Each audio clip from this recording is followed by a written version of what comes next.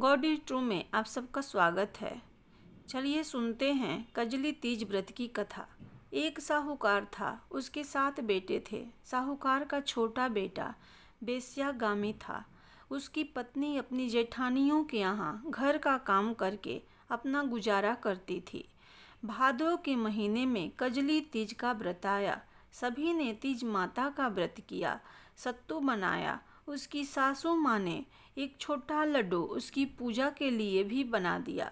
शाम को तीज माता निमड़ी माता का विधि पूर्वक पूजन करके कहानी सुनने के बाद सत्तू का पिंडा पीसने लगी। तभी उसका पति बेश्या के यहाँ से आया और बोला, किवाड़ खोल। उसने दरवाज़ा खोल दिया। उसका पति बैठा भी नहीं और उसी क्षण कहा कि मुझे अभी इसी समय बेश्या के यहाँ छोड़कर आ। वह उसे बेश्या के यहाँ छोड़कर आई। ऐसा उसने 6 बार किया और वह 7वीं बार भी वापस आया और बोला, चल मुझे बेश्या के यहाँ छोड़कर आ, अब वापस नहीं आऊँगा। 7वीं बार जब पति को छोड़कर आने लगी तब रास्ते में एक बरसाती नदी आती थी। जोर से बरसात आने लगी तब वह एक पेड़ के नीचे बैठ गई।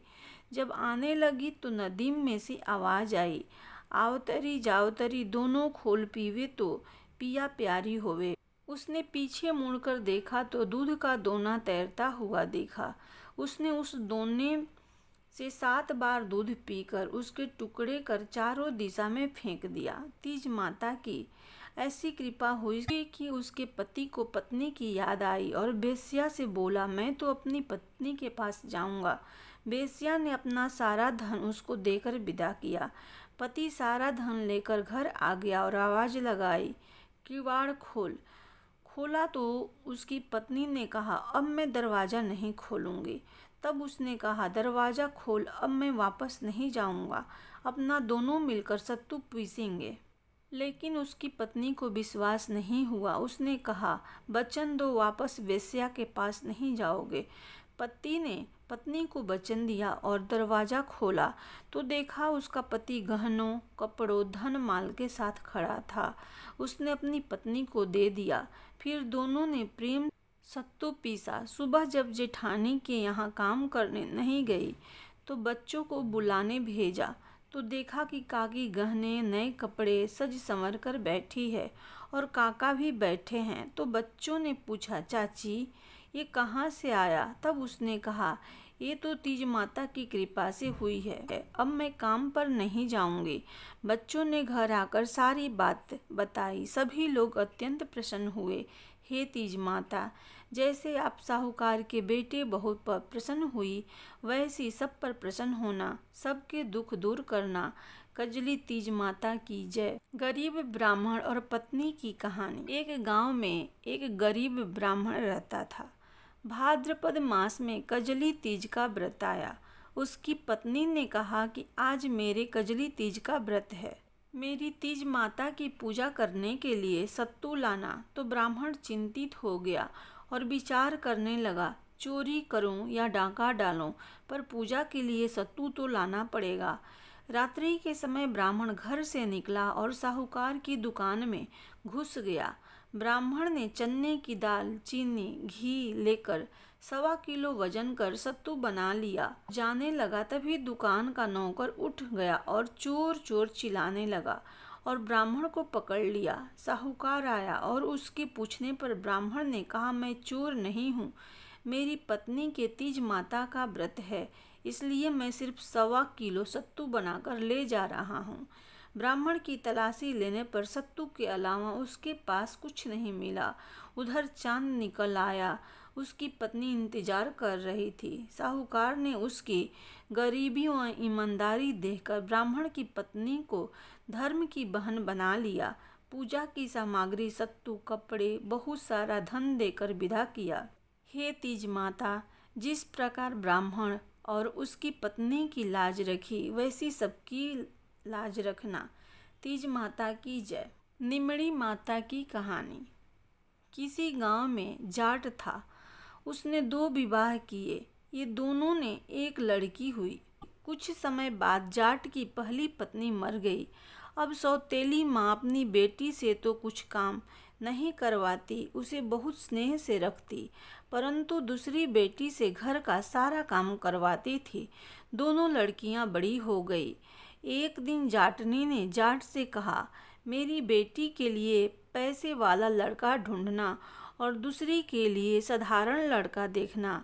जाट ने दोनों बेटियों का विवाह कर दिया। सौतेली बेटी मेहनती व समझदार थी। उसने अपनी समझदारी से सबका दिल जीत लिया। जाटनी की बेटी घर का काम भी नहीं जानती थी और अकड़ में रहती थी, इसलिए ससुराल वाले उससे बहुत दुखित हो गए। कुछ समय बाद जाट दोनों को लेने ससुराल गया। पहली लड़की के ससुराल वालों ने बहुत बड़ाई की, परंतु दूसरी वाली के ससुराल वाले ने बहुत शिकायतें की और कहा, अपनी बेटी को ले जाओ। जाट दोनों को लेकर अपने घर आ गया और सारी बात जाटनी को बता दी। जाटनी घर का सारा काम अपनी लड़की से करवाने लगी। कुछ समय बाद भाद्रपद मास में सातुड़ी तीज का व्रत आया। दोनों बहनें पूजा करने गई तो पहली लड़की ने, हे निमड़ी माता, तू मीठी है, जैसे मुझे भी मीठी रखना। दूसरी ने कहा, तू तो कड़ी है। माँ ने सुना तो तुरंत समझ गई और लड़की को वापस पूजा करने भेजा। लड़की ने निमड़ी माता का पूजन कर कहा, हे निमड़ी माता, जैसे आप मीठी हैं वैसे मुझे भी मीठी रखना। निमड़ी माता प्रसन्न हो गई और जब ससुराल गई तो ससुराल वाले उससे प्रसन्न रहने लगे। इसलिए हे निमड़ी माता की पूजा करके कड़ी न कहकर मीठी कहना चाहिए। जय बोलो निमड़ी माता की। सेठ सेठानी की कहानी। किसी नगर में एक सेठ सेठानी थे। उनके पास बहुत धन संपत्ति थी, परंतु उनके कोई संतान नहीं थी। भाद्रपद में कजली तीज माता का व्रत आया। सेठानी ने पूजा करके तीज माता से कहा, हे निमड़ी माता, तीज माता, यदि मेरे 9वें महीने पुत्र हो जाएगा तो मैं आपके सवामण का सत्तू चढ़ाऊंगी। और तीज माता की कृपा से 9वें महीने पुत्र को जन्म दिया। परंतु सेठानी निमड़ी माता के सत्तू चढ़ाना भूल गई। सेठानी के 7 बेटे हो गए, परंतु सेठानी ने तीज माता के सत्तू नहीं चढ़ाया। पहला बेटा विवाह योग्य हो गया। लड़के का विवाह हुआ। सुहाग रात के दिन अर्धरात्रि को सर्प के डस लिया और उसी क्षण मृत्यु हो गई। दूसरे, तीसरे, चौथे, 5वें, 6ठे पुत्र की भी विवाह के समय सुहाग रात को सर्प के डसने से मृत्यु हो गई। 7वें बेटे की सगाई आने लगी, तब सेठ सेठानी ने मना कर। गांव वालों के बहुत समझाने पर सेठ सेठानी शादी के लिए तैयार हो गए। तब सेठानी ने कहा, इसकी सगाई बहुत दूर करना। सेठ जी सगाई करने के लिए घर से चले गए और चलते चलते बहुत दूर एक गांव में आए। वहां कुछ लड़कियां खेल रही थी और मिट्टी से घर बना रही थी और सब ने अपने अपने घर तोड़ दिए। पर उस लड़की ने कहा, मैं तो अपना घर नहीं तोड़ूंगी। सेठ वहां खड़ा खड़ा यह सब देख रहा था। सोचा, यह लड़की समझदार है। लड़की खेल कर घर जाने लगी। तब सेठ भी उसके पीछे पीछे उसके घर चला गया। लड़की के माता पिता से मिलकर अपने लड़के की सगाई कर दी। विवाह का मुहूर्त भी निकाल लिया। घर आकर विवाह की तैयारी करने लगा। सेठ परिवार व गांव वालों के साथ बारात लेकर गया और 7वें बेटे का विवाह हो गया। बारात विदा हुई। लंबा सफर होने के कारण माँ ने लड़की से कहा कि रास्ते में तीज माता का व्रत आएगा, यह सत्तू व सींग डाल रही हूँ। रास्ते में निमड़ी माता का विधि पूर्वक पूजन कर कल्पना ससुर जी को दे देना। धूमधाम से बारात चली। रास्ते में तीज का दिन आया। ससुर जी ने बहू को खाने के लिए कहा तो बहू ने कहा कि आज तो मेरे कजली तीज का व्रत है। शाम को बहू ने गाड़ी रुकवाई और कहा, मेरे को तीज माता की पूजा करनी है।